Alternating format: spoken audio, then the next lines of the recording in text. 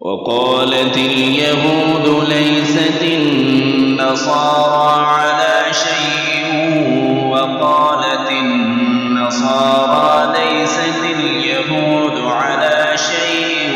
وهم يتلون الكتاب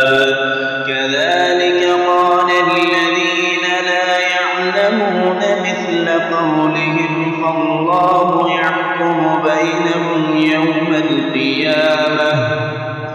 فالله يحكم بينهم يوم القيامة فيما كانوا فيه يختلفون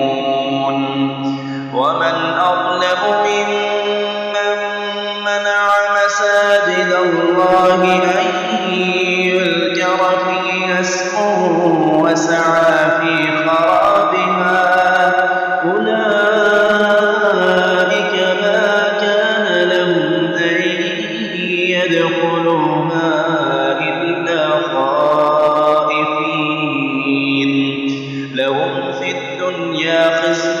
ولهم في الآخرة عذاب عظيم ولله المشرق والمغرب فأينما تولوا فثم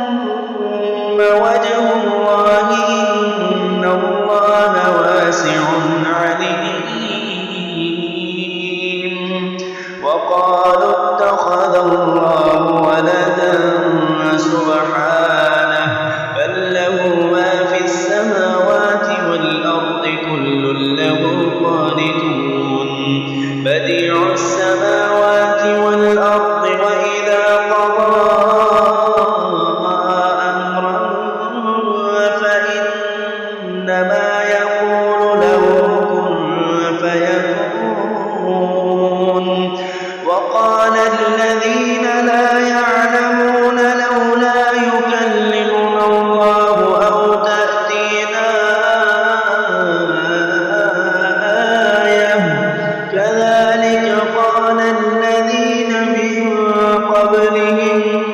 مثل قولهم تشابهت قلوبهم قد بينا الآيات